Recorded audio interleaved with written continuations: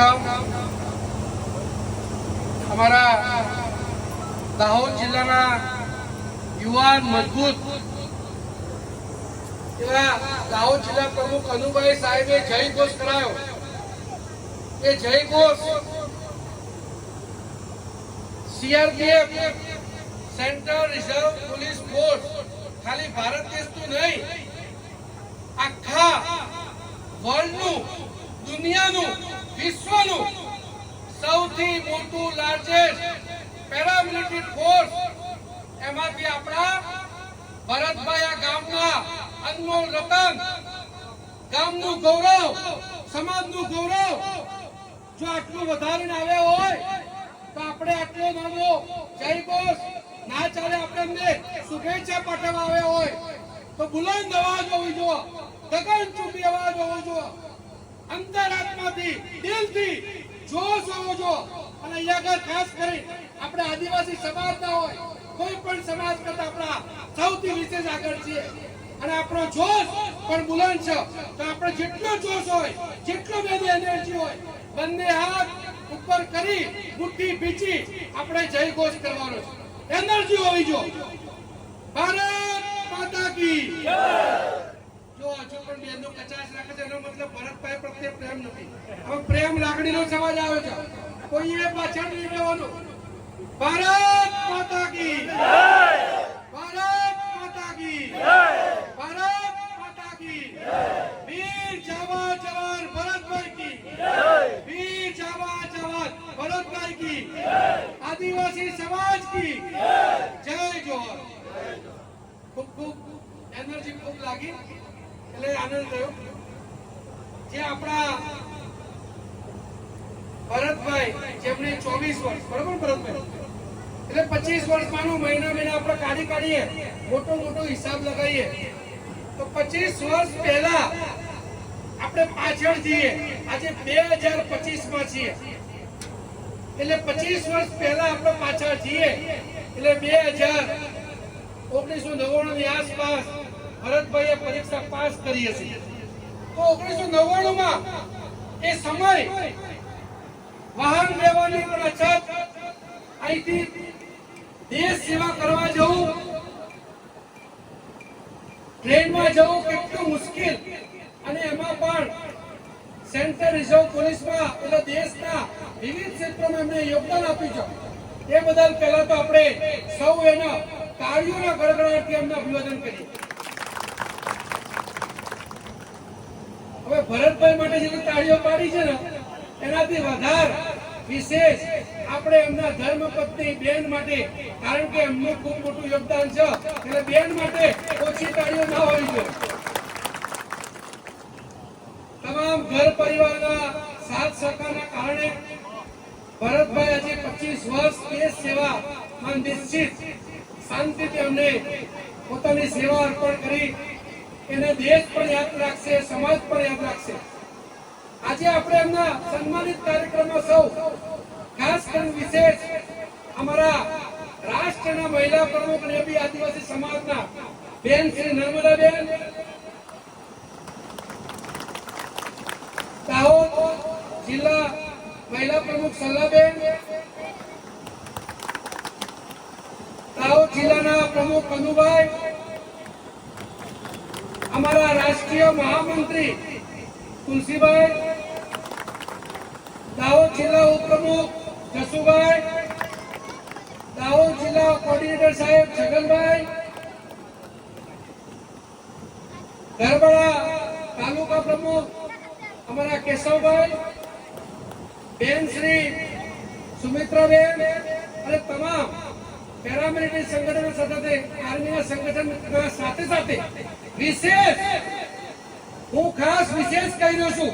સમાજના, ગામના અગ્રણીઓ જે ડાન્સ કરી ઉત્સાહભેર છે, એક દેવી પરમાત્માના મંદિરથી ત્યાંથી આપણે એમને ઉમંગ ઉત્સાહથી ઘર સુધી લાવ્યા અને આ કાર્યક્રમમાં આપ સૌ નગરજનો ઉભા થયા, આવ્યા, એમને આવકાર્યા. એ બદલ હું દિલથી સર્વેને નમન કરું છું, વંદન કરું છું, બિગ સેલ્યુટ કરું છું.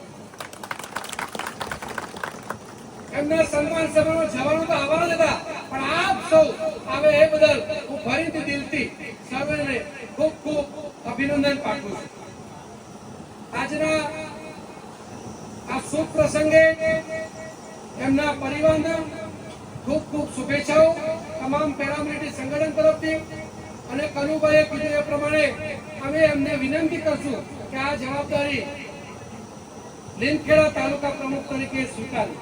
અને હું કનુભાઈને વિનંતી કરીશ કે એમને હારથી અમને સન્માનિત કરવામાં આવે કે તાલુકા પ્રમુખ આપણા લીમખેડાના અમારા પેરામિલિટરી તાલુકા પ્રમુખ તરીકે એમની વરણી કરવામાં આવે. ખૂબ તાળીઓથી આપણે અભિનંદન આપીએ.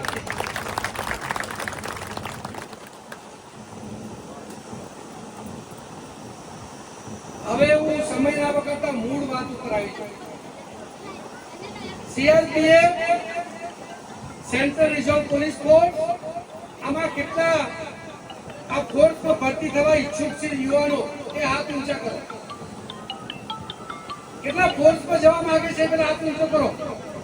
અને કેટલા જવા માંગતા પણ ના જઈ શકે એ હાથ ઊંચો કરો. એટલે કોઈ જવા નતો માંગતો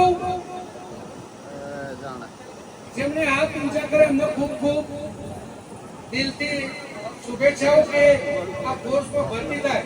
પણ આ ફોર્સ માટે આપ સૌ આ દેશ આ રાષ્ટ્ર કોના બલબૂતા ઉપર સુરક્ષિત છે?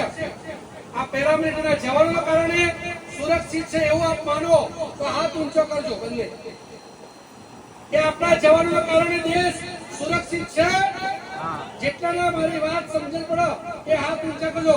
ભાઈ કેમેરામેન હાથ ઉપર હાથ ફેરવજો આપણો મોબાઈલ કે આપણા જવાનોના કારણે દેશ આપણા પ્રધાનમંત્રી આપણા એના જસવંત બાબોર સાહેબ આપણા એના એમએલએ સાંસદો નગરજનો નાગરિકો સુરક્ષિત છે એવું આપ માનતા હો તો હાથ ઊંચો કરો.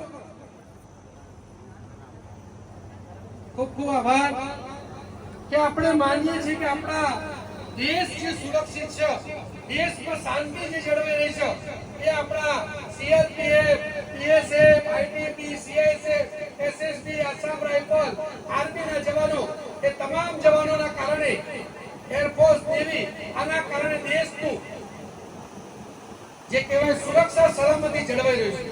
એની સાથે આપ સહમત છે બદલ હું દિલથી આપનો આભાર વ્યક્ત કરું છું. હવે હું બે વાત કહીશ. અહીંયા આગળ આર્મીના જવાનો પણ હાજર હશે. અહીંયા આર્મીના જવાનો આપણે કેટલા હાજર છે? આર્મીના જવાન નિવૃત્ત હોય હાથ ઊંચો કરો તો. કોઈ નહીં? સાહેબ આગળ આવો ને, આપનું સન્માન જરૂરી છે.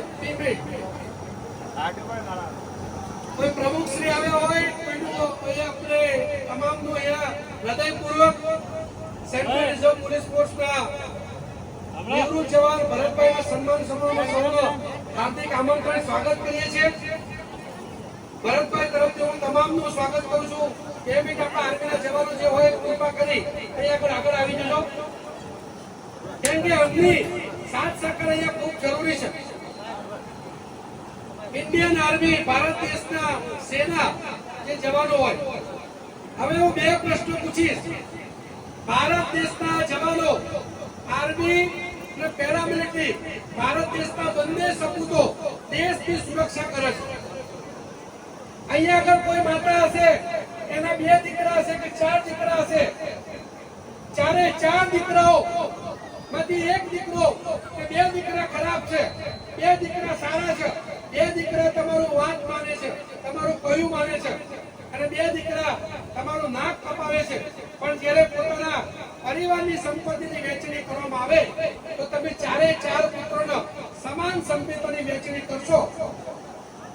તમે પોતાના ચારે ચાર પુત્રોને સમાન, દાખલા કે 10 રૂપિયા છે કે 100 રૂપિયા છે તો તમામને 25 રૂપિયા આપશો. એવી મારી વાતથી સહમત હોય તો હાથ ઊંચો કરો. એકને 10 રૂપિયા આપશો, એકને 25 રૂપિયા આપે એવું તો નહીં ને ભાઈ. તમારે આપવાનું થાય જમીનનો ટુકડો પણ તો સરખા ભાગે વેચશો તો હાથ ઊંચો કરો. આ કસરત કરાવું છું જવાનના સન્માન સમારોહ, એટલે પીટી કરવી જરૂરી છે. હવે અમારા આર્મીના જવાન અમારે અહીંયા બેઠા છે.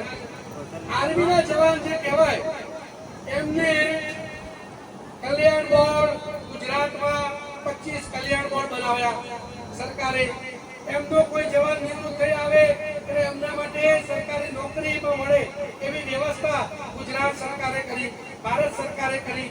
એમના પરિવાર માટે કોઈ શહીદ જવાન છે એમના માટે વ્યવસ્થા કરી.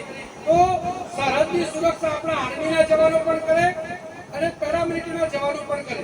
બરોબર ભરતભાઈ? તો આપણે ભરતભાઈને પણ એ સન્માન, એટલે કહેવાનો મતલબ આર્મીના પણ એ સન્માન અને પેરામિલિટરી બી ભારત દેશના બંને વીર સપૂતો છે. તો બંનેને સમાન સુવિધા હક હોવો જો કે ના હોવો જો? જો હોવો જો તો હાથ ઊંચો પાછો કરો. ઓછા કરે તો અમુક માણસ ના હોવો જો. ભાઈ જોરથી ઉપર કરો તો ખબર પડે. ભાઈ આ કેમેરો બતાવજો. સમાન હક હોવો જો એમાં બધાએ સહમતિ આપી છે.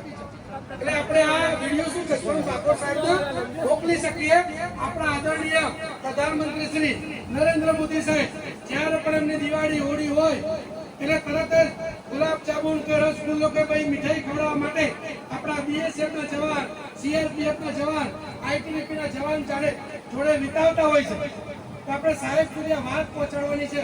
ખરેખર આપણે ભરતભાઈને સાચી શુભેચ્છાઓ, અભિનંદન પાઠવવા છે.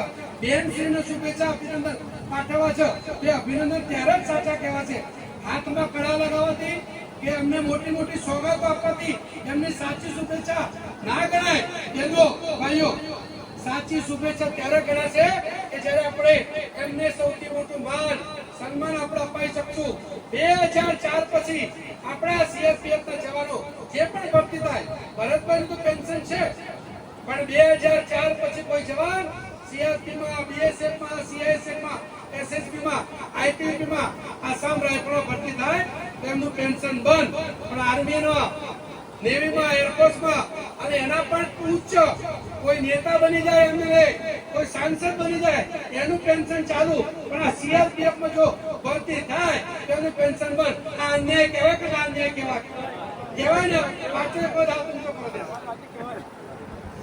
તો આ આપણે અન્યાય દૂર કરવાનું છે કે ભાઈ આપણો દેશ તો ચાહે પેરામિલિટરીનો જવાન હોય કે મિલિટરીનો જવાન હોય, એ બંને જવાન દેશની સુરક્ષામાં પોતાનું યોગદાન આપે છે. પોતાના પરિવારને પણ છોડી સૌથી મોટું બલિદાન આ માનું છું કે પોતાના પરિવાર, પોતાના બાળકો, પોતાની પત્નીને મૂકીને દેશની સુરક્ષામાં પોતાનું યોગદાન આપે. એટલે હું તમામને વિનંતી કરીશ કે એક આપણે યુટ્યુબ ચેનલના માધ્યમથી આ વાત સરકારના કાનો સુધી જાય, પ્રતિનિધિ સુધી જાય અને ન્યાય મળે. એટલે તમામ જે યુટ્યુબ ચેનલ હોય, જે વાપરતા હોય, એ પહેલા ખોલજો 2 મિનિટ માટે.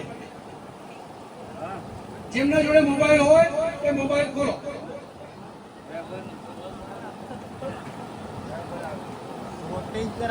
એ મોબાઈલ માત્ર તમારે યુટ્યુબ ચેનલ સબસ્ક્રાઇબ કરવાની છે.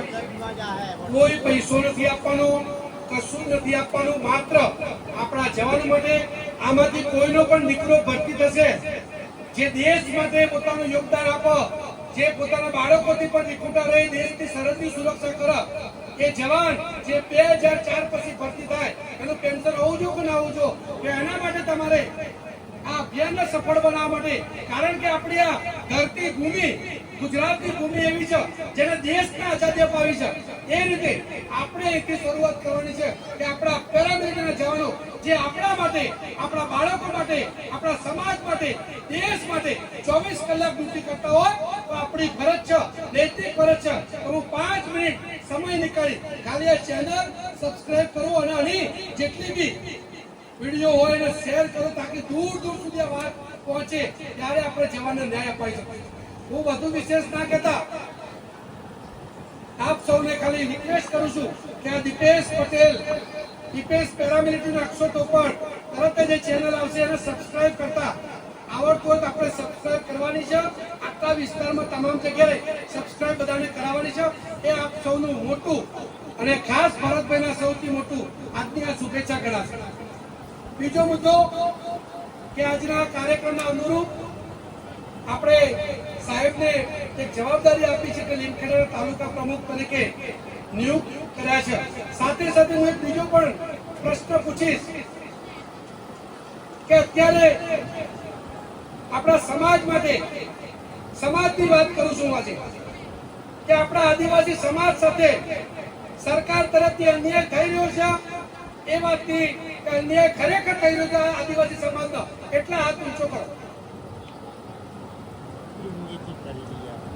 આદિવાસી સમાજ સાથે અન્યાય થઈ રહ્યો છે કે નથી થઈ રહ્યો? થઈ રહ્યો તો બે હાથ ઊંચો કરો. ખૂબ ખૂબ આભાર.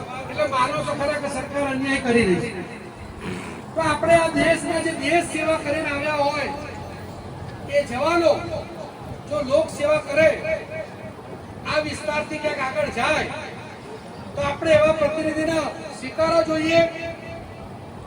એમએલએ તરીકે સ્વીકારવો જોઈએ. એમએલએ બને તો સારું કે ખોટું, જે લોક સેવા કરે. આપણે એવું ઈચ્છીએ છીએ કે ભરતભાઈનું નિવૃત્તમય જીવન સુખમય આનંદમય નીવડે. સાથે સાથે એ એમનું દેશ સેવાની સાથે સાથે હવે લોક સેવામાં પણ એમનો સમય આપે અને સમાજ માટે પણ એના કંઈક ને કંઈક દિવસે કંઈક ને કંઈક પ્રગતિ માટે એ પોતાના તરફથી બનતા તમામ પ્રયાસો કરે, એવી હું ભરતભાઈને ખૂબ ખૂબ શુભેચ્છા પાઠવું છું. તમામનો ખૂબ ખૂબ આભાર. વાત સાંભળી બસ લાસ્ટમાં એક જ આપ સૌને વિનંતી પ્રાર્થના કરી રહ્યો છું કે આપણે ખરેખર ભરતભાઈને ખૂબ શુભેચ્છાઓ પાઠવવી હોય તો એક આટલું યોગદાન આપ જરૂર આપજો.